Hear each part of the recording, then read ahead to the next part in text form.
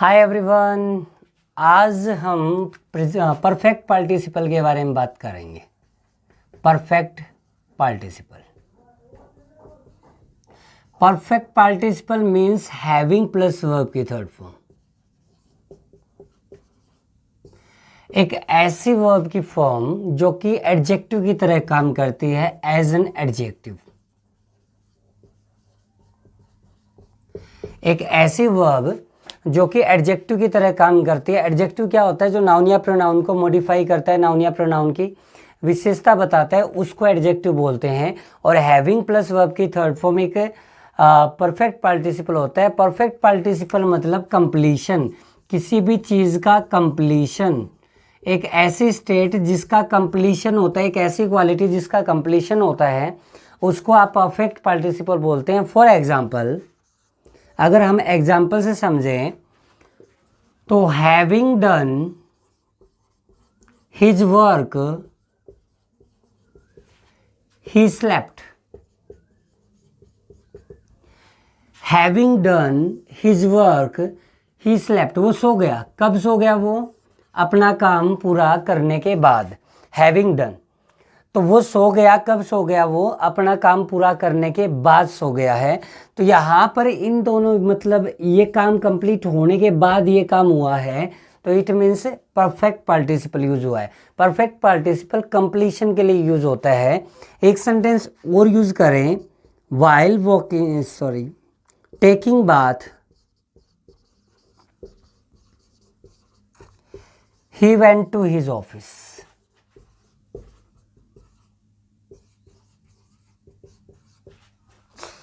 अगर क्वेश्चन ऐसा है, taking bath he went to his office, वो अपने ऑफिस गया, लेकिन कब गया? तो टेकिंग बाथ आपका जैसे पिछले वीडियो में बताया था कि ये तो प्रेजेंट पार्टिसिपल है। अब ये प्रेजेंट पार्टिसिपल का मीनिंग क्या होता है? प्रेजेंट पार्टिसिपल जो होता है वो आपका होता है कोई भी काम इनकम्प्लीशन में, कोई भी काम इनकम्प्लीशन में, यानी कि नहाने का काम इनकम्प्लीशन में है, बात का काम इनकम्प्लीशन में है, तो नहाते नहाते वो ऑफिस चला गया, ये बिल्कुल गलत होगा। नहाने के बाद वो ऑफिस जाएगा, मतलब इस काम के कंप्लीशन के बाद ये काम होगा। तो यहाँ पर आपको यूज करना पड़ेगा हैविंग टेकन बाथ। तो इस तरीके से हमको पता चलेगा कि परफेक्ट पार्टिसिपल आपको यूज कहाँ करना है, कहाँ नहीं करना है। तो कहाँ पे गया? तो हम कुछ क्वेश्चंस हैं जिनके बेस पे प्रीवियस ईयर एग्जाम में जो क्वेश्चन आते हैं उनके बारे में डिस्कस करेंगे।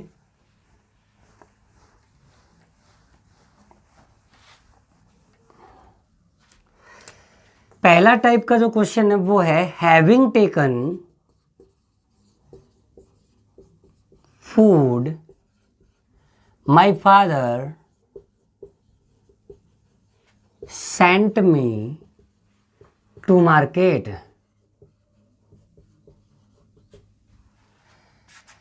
खाना लेने के बाद मेरे फादर ने मुझे मार्केट भेज दिया।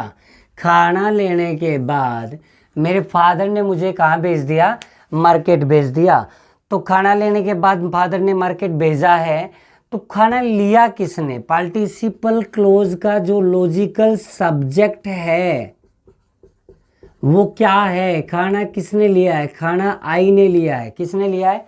आई ने। अगर पिछली वीडियो देखो आप प्रेजेंट पार्टिसिपल की, तो वहाँ पर मैंने आपको बताया था, हमने डिस्कस किया था कि जो भी पार्टिसिपल क्लोज होगा उसका लॉजिकल सब्जेक्ट उसके आगे या पीछे यूज किया जाएगा। या तो यहाँ पे यूज किया जाएगा या फिर यहाँ पे यूज किया जाएगा।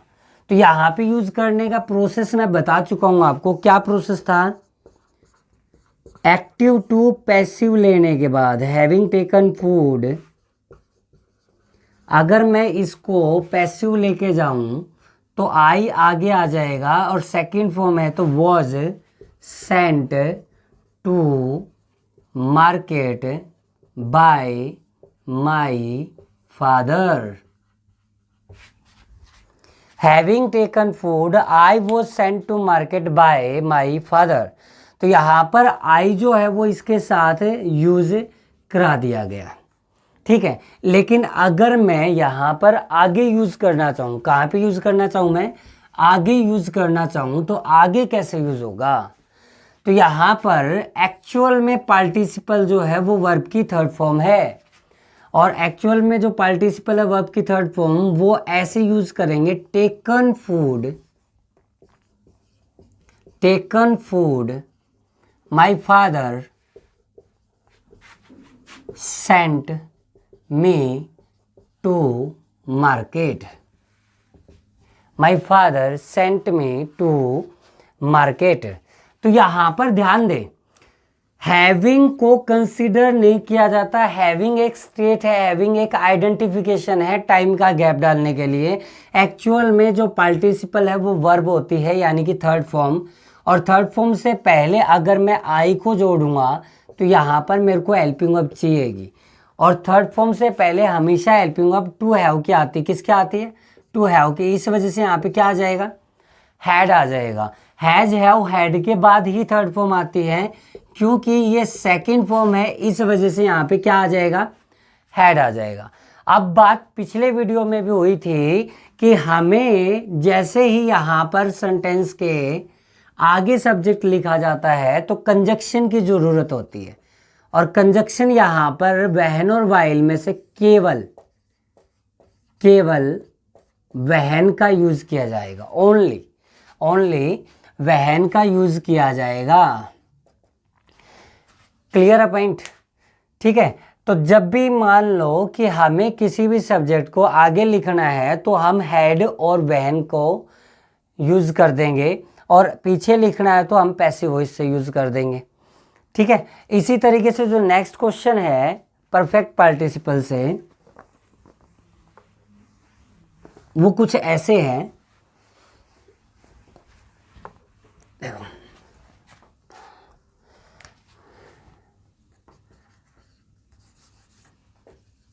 Having coat red handed,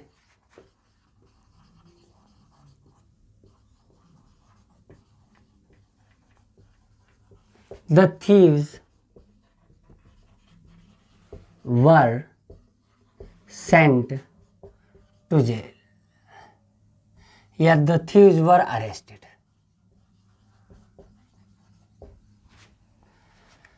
question है having coat red handed the thieves were arrested, रंगे हाथों पकड़े जाने के बाद चोरों को जेल भेज दिया गया। आप बात कर रहे हैं परफेक्ट पार्टिसिपल की। परफेक्ट पार्टिसिपल आपका हैविंग प्लस वर्ब की थर्ड फॉर्म होता है। ठीक है। जब भी पार्टिसिपल की बात आती है तो पार्टिसिपल का जो सब्जेक्ट होता है, जो लॉजिकल सब्जेक्ट होता है, उसको आप आगे या पीछे यूज करते हैं।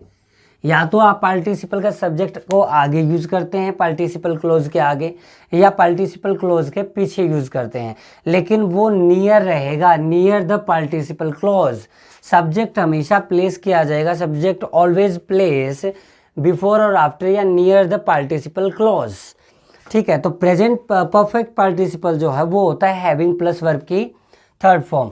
तो जो क्वेश्चन पूछा गया वो पूछा गया है having coat red handed the thieves were arrested, रंगे हाथों पकड़े जाने के बाद चोरों को अरेस्ट कर लिया गया। चोरों को क्या कर लिया गया? अरेस्ट कर लिया गया। अब रंगे हाथों पकड़े कौन गए? रंगे हाथों चोर ही पकड़े गए हैं। तो सब्जेक्ट जो है वो इसके पीछे यूज हो रहा है। तो सब्जेक्ट के बिहाफ पे एरर एग्जाम में नहीं आती है। सब्जेक्ट के बिहाफ पे एरर प्रेजेंट पार्टिसिपल में एग्जाम में पूछी जाती है, लेकिन परफेक्ट पार्टिसिपल में हमेशा एरर पूछी जाती है। तो किस तरीके से पूछी जाती है कि ये आपका जो हैविंग प्लस वर्ब की थर्ड फॉर्म है ये एक्टिव फॉर्म है, लेकिन मैं इसकी अगर पैसिव फॉर्म लगाऊं तो having plus been plus third form इसकी पैसिव फॉर्म होती है। कौन सी फॉर्म होती है? पैसिव। सबसे पहला पॉइंट हमको चेक करना है कि कोई भी पार्टिसिपल क्लोज का जो लॉजिकल सब्जेक्ट है वो आगे या पीछे या उसके नियर या उसके साथ यूज हो रखा है कि नहीं हो रखा है। तो रंगे हाथों पकड़े जाने के बाद चोरों को अरेस्ट कर लिया गया, तो चोरों को रंगे हाथों पकड़ा गया है, इस क्लोज का सब्जेक्ट आपका क्या है, इसके जस्ट साथ में है, इसके जस्ट बाद है। तो ये जो अपना पॉइंट है ये बिल्कुल सही पॉइंट है इस क्वेश्चन के अंदर। लेकिन जो नेक्स्ट पॉइंट है एक्टिव और पैसिव फॉर्म यूज करने का, यहाँ पर ये एक्टिव फॉर्म यूज की गई है, और इस एक्टिव फॉर्म का जो सब्जेक्ट है वो सब्जेक्ट क्या है, चोर। तो ध्यान रखो, जब सब्जेक्ट एक्टिव होता है किसी भी वर्ब को लेके, तो वर्ब भी आपकी एक्टिव फॉर्म में यूज की जाती है। लेकिन जब सब्जेक्ट इनएक्टिव होता है तो वर्ब को आप पैसिव में यूज करते हैं। किस में यूज करते हैं, पैसिव में। ये पॉइंट जो है वो सबसे इंपॉर्टेंट पॉइंट है आपका, इसके ऊपर ध्यान देना है कि जब सब्जेक्ट एक्टिव होता है तो वर्ब भी एक्टिव यूज होती है, और जब सब्जेक्ट इनएक्टिव होता है तो वर्ब भी पैसिव यूज होती है। पैसिव का ही सिनोनिम्स होता है इनएक्टिव। तो जब आपका सब्जेक्ट एक्टिव होगा तो वर्ब को एक्टिव यूज किया जाएगा, और जब सब्जेक्ट इनएक्टिव होगा तो वर्ब को पैसिव यूज किया जाएगा।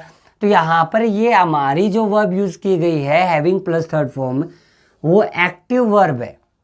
लेकिन जो सब्जेक्ट है इसका वो क्या है, चोर, थीव्स, वो सब्जेक्ट जो है वो इनएक्टिव है। क्या है, इनएक्टिव। इनएक्टिव का मीन्स क्या होता है, ध्यान से समझे बात है। इनएक्टिव का मतलब क्या होता है, इनएक्टिव का इनएक्टिव मतलब है चोर कभी भी अपने आप को पकड़ेंगे नहीं। पकड़ेगा कौन चोरों को, पुलिस पकड़ेगी। तो चोर अपने आप को कभी नहीं पकड़ेंगे, तो ये चोर उस वर्ब का काम नहीं कर सकते, इसलिए ये चोर जो है वो इनएक्टिव सब्जेक्ट हो गए। और इनएक्टिव सब्जेक्ट की वजह से ये जो वर्ब है ये भी आपकी इनएक्टिव हो जाएगी। मतलब having been caught red handed, आपका आंसर जो है वो ये हो जाएगा। ठीक है,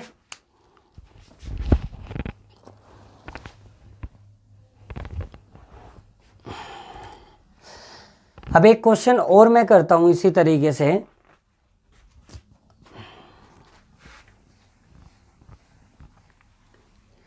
जो नेक्स्ट क्वेश्चन है जो कि आपके सीडीएस के एग्जाम में पूछा गया था, having deprive of their houses they were force to stay road side. किसी भी पार्टिसिपल के क्वेश्चन को आइडेंटिफाई करने के लिए सबसे पहले पार्टिसिपल को पहचानना जरूरी है। पार्टिसिपल में हैविंग प्लस वर्ब की थर्ड फॉर्म का यूज किया गया है। ध्यान दो, वो उनको फोर्स किया गया या वो मजबूर हो गए रोड साइड पे रहने के लिए, कि दे जो हैं वो मजबूर हो गए रोड साइड पे रहने के लिए। अच्छा, कब हो गए, जब उनको घरों से वंचित कर दिया गया, उनको घर से निकाल दिया गया। अब बात यह कि घर से निकले कौन, दे निकले हैं। डिप्राइव ऑफ जो वर्ब है वो किसके लिए यूज की गई है, दे के लिए यूज की गई है। तो इस पार्टिसिपल का जो सब्जेक्ट है वो क्या है, दे है। ठीक है, तो पहला पॉइंट ये है कि पार्टिसिपल क्लोज का जो सब्जेक्ट है वो इसके पीछे यूज हो रखा है, तो इस पॉइंट से कोई एरर नहीं आती है। लेकिन इसके साथ साथ आपको ये भी देखना है कि क्या ये सब्जेक्ट इस वर्ब का काम कर रहा है या नहीं कर रहा है। क्या ये सब्जेक्ट इस वर्ब के बेस पे एक्टिव सब्जेक्ट है या पैसिव सब्जेक्ट है। तो ये जो सब्जेक्ट है, ये जो दे हैं, क्या इन्होंने अपने आप को घरों से वंचित किया है या निकाला है, नहीं, किसी और ने निकाला है। फॉर एग्जांपल गवर्नमेंट ने निकाला है, सोसाइटी ने निकाला है, या कोई भी वगैरह पर्सन है उसने निकाला है, लेकिन ये खुद नहीं निकले हैं। तो इस बेस पे ये जो सब्जेक्ट है ये आपका क्या है, इनएक्टिव है। लेकिन ये जो वर्ब यूज की गई है वो वर्ब कैसी यूज की गई है, एक्टिव यूज की गई है। अब मैं आपको सेकेंड पॉइंट बताया कि जब सब्जेक्ट एक्टिव होता है तो वर्ब भी आपकी एक्टिव ही यूज होनी चाहिए। लेकिन सब्जेक्ट इनएक्टिव यूज होता है तो वर्ब को आपको पैसिव में यूज करना पड़ेगा। और यहाँ पर जो आपका पार्टिसिपल यूज हुआ है वो एक्टिव यूज हुआ है, न कि पैसिव। तो पैसिव यूज करने के लिए आपको यहाँ पर क्या करना पड़ेगा, हैविंग बीन डिप्राइव। तो आपका जो आंसर हो जाएगा वो ये हो जाएगा, having been deprive of their houses they were forced to stay road side. Clear है। इसी तरीके से जो एक दो क्वेश्चन और मैं करवा देता हूं आपको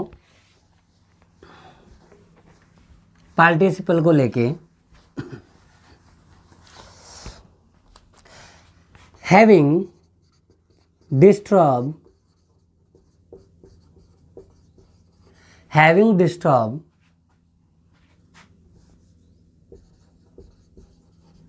by children, the old man left the park.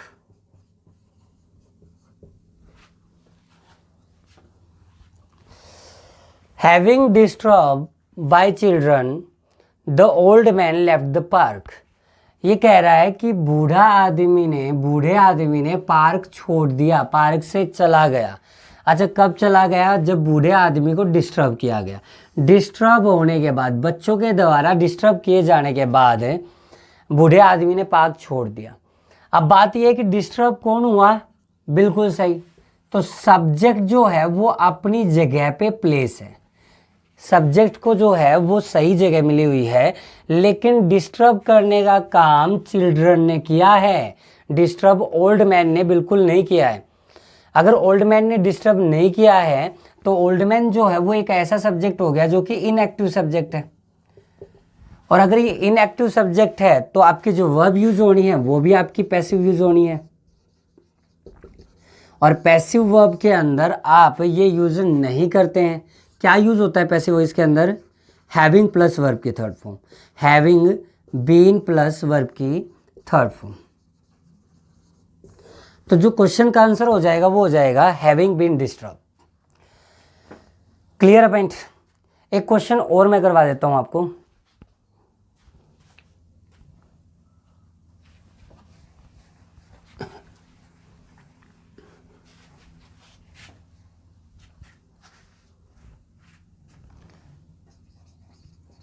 Having been broken into the shop, having been broken into the shop,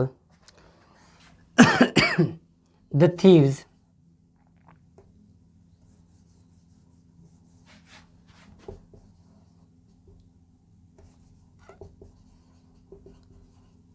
were sent to jail.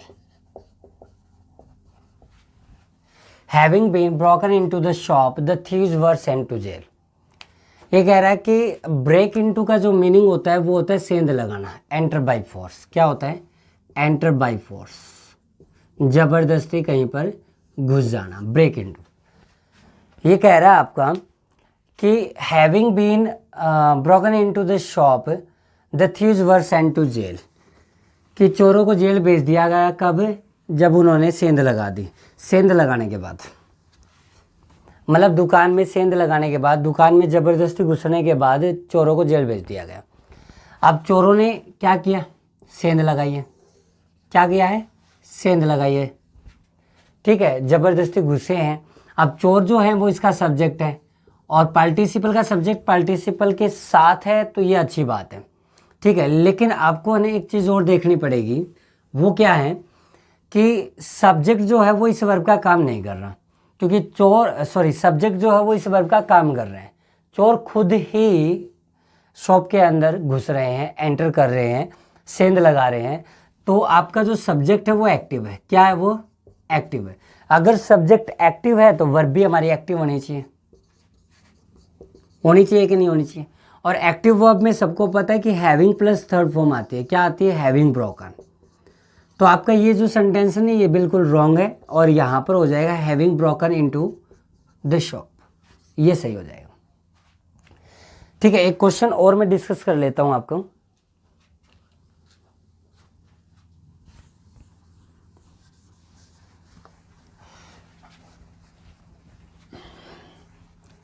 एक और देख लेते हैं question.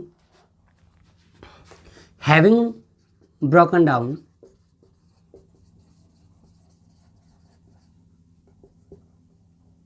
The driver sent the car to grass. अगर इस question को देखा जाए, having broken down the driver sent the car to grass, तो जल्दी से आप देखें यहाँ पर क्या होने वाला है। तो जो आप सोच रहे हो कि यहाँ पर मैं इसको पैसिव वॉइस करना पड़ेगा क्योंकि ड्राइवर ने कार ख़राब नहीं की होगी, तो ऐसा कुछ नहीं है, ड्राइवर ने कार ख़राब नहीं की। ये कह रहा है ब्रेक डाउन। ब्रेक डाउन का जो मतलब होता है वो होता है अचानक से ख़राब होना, सडन स्टॉप। क्या मतलब होता है? Sudden stop. अचानक से ख़राब हो जाने के बाद, अचानक से ख़राब हो जाने के बाद ड्राइवर ने कार को गराज भेज दिया। अब ध्यान दो कि ख़राब हुआ कौन? ड्राइवर थोड़ी होगा ख़राब, बिल्कुल नहीं होगा ड्राइवर ख़राब। ख़राब हुई है कार। क्या हुई है? कार। तो ये जो आपका पार्टिसिपल यूज़ हुआ है वो कार के लिए यूज़ हुआ है, लेकिन कार को इसके आगे या पीछे यूज़ होना चाहिए। जो पार्टिसिपल है इसके आगे या पीछे यूज़ होना चाहिए। अब ना तो आगे यूज़ हो रही है और ना पीछे यूज़ हो रही है, तो हमको क्या करना पड़ेगा? बिल्कुल सही है, हमको उस कार को है ना आगे लेके आना पड़ेगा।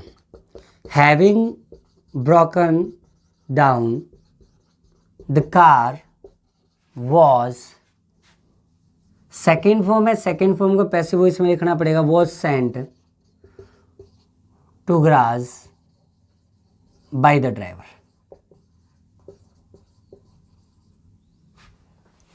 तो हमको ये करना पड़ेगा, having broken down the car was sent to grass. तो ये जो कार है सब्जेक्ट है जो, वो इसके साथ आ जाएगा, तो ये सही हो जाएगा अपना। ठीक है, एक क्वेश्चन और देख लेते हैं।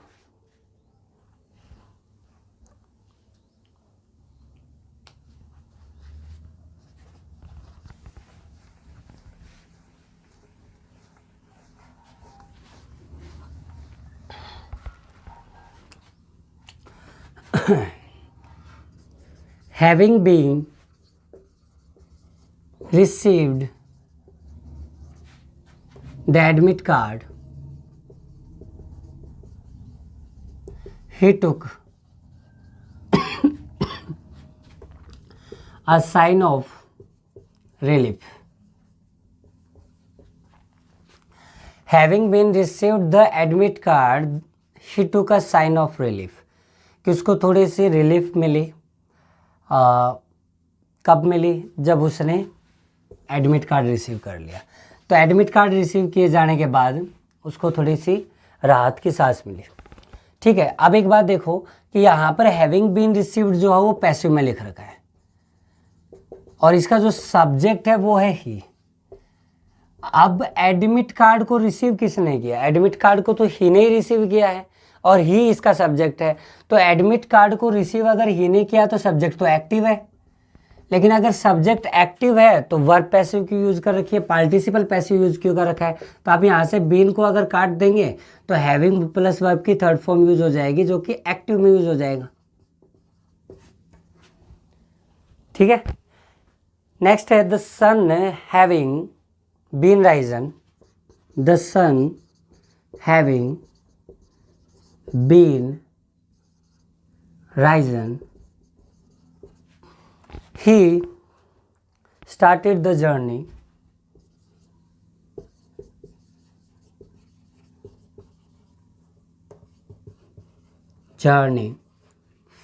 he started the journey again लिख लो। ये कह रहा है कि the sun having been risen he started the journey again. अब ये जो हैविंग बीन प्लस राइजन जो दे रखा है वो आपको पैसिव परफेक्ट पार्टिसिपल दे रखा है। क्या दे रखा है? Passive perfect participle. ये कह रहा है कि भाई सूर्य उदय होने के बाद उसने दोबारा से अपनी जर्नी स्टार्ट कर दी। सूर्य उदय होने के बाद अब राइजन जो है वो इसका सब्जेक्ट तो सन ही दे रखा है, क्या दे रखा है, सन दे रखा है, क्लियर पॉइंट। लेकिन इसको पैसिव में बना रखा है, मतलब राइज जो है वो ही नहीं कर रहा, राइज जो हो रहा है वो सन हो रहा है, क्लियर पॉइंट। अब सन राइज हो रहा है तो राइज वर्ब को आपने पैसिव में यूज कर रखा है। अब एक चीज हमेशा ध्यान रखना कि सूर्य का उदय होना जो भी है वो एक नेचर है, नेचुरल वर्क है, नेचुरल एक्ट है। एक चीज हमेशा नोट कर लो कि सूर्य का उदय होना, नदी का बहना, हवा का चलना, ये सारे आपके नेचर वर्क है। क्या है, नेचर वर्क, नेचुरल वर्क है। और नेचुरल वर्क में जो भी वर्ब यूज होते हैं वो सारी इंट्रांजिटिव वर्ब यूज होती हैं। कौन सी वर्ब यूज होती है, इंट्रांजिटिव, जिनको अकर्मक क्रियाएं बोलते हैं, अकर्मक, ठीक है, अकर्मक क्रियाएं। और अकर्मक क्रियाएं जो इंट्रांजिटिव वर्ब हैं उनको कभी भी आप पैसिव में यूज नहीं करा सकते, उनकी कोई पैसिव फॉर्म नहीं होती है। एक चीज़ ध्यान रखना, सूर्य उदय होने के बाद उसने दोबारा जर्नी स्टार्ट कर दी, ये बिल्कुल सही है, उदय होने के बाद की है तो मतलब आपका परफेक्ट पार्टिसिपल आना है। लेकिन परफेक्ट पार्टिसिपल को आपने पैसिव में यूज करवा रखा है। किस में यूज करवा रखा है, पैसिव में। इसका जो सब्जेक्ट यूज करा रखा है वो सन यूज करा रखा है, तो सब्जेक्ट इसके साथ है, ये फर्स्ट पार्ट आपका ओके है। लेकिन ये पैसिव में यूज करा रखा है, तो इसके लिए एक चीज ध्यान रखो, सूर्य का उदय होना, नदी का बहना, हवा का चलना, ये सारे नेचर वर्क है, नेचुरल वर्क है, नेचर, इनके नेचर में छुपे होते हैं। और अगर नेचर में छुपे होते हैं, जैसे पक्षियों का उड़ना, उनका नेचर है, अगर वो उड़ेंगे नहीं तो उनको पक्षी नहीं बोला जाएगा। तो जो नेचुरल वर्क है वो सारी इंट्रांजिटिव वर्ब होती हैं, अकर्मक क्रियाएं होती हैं। और अकर्मक क्रियाओं को पैसिव फॉर्म में नहीं लिखा जाता है, उनकी कोई भी पैसिव फॉर्म नहीं होती है। तो इस वजह से यहाँ पर ये जो बीन है आप रिमूव कर दो तो क्वेश्चन बन जाएगा, the sun having risen he started the journey again. Clear. तो इस तरीके से जो है कुछ क्वेश्चन थे जो आपको परफेक्ट पार्टिसिपल के बेस पे हेल्प करेंगे एग्जाम के अंदर। पिछली वीडियो के अंदर प्रेजेंट पार्टिसिपल और ये आपका परफेक्ट पार्टिसिपल है, तो इसके साथ पार्टिसिपल का जो पॉइंट है वो कंप्लीट होता है, जो एग्जाम में क्वेश्चन पूछे जाते हैं वो कंप्लीट होते हैं। तो ये वीडियो देखने के लिए थैंक यू वेरी मच। अगली वीडियो की नोटिफिकेशन पाने के लिए इस चैनल को शेयर करो, सब्सक्राइब करो और बेल आइकन दबाना मत भूले। Thank you very much.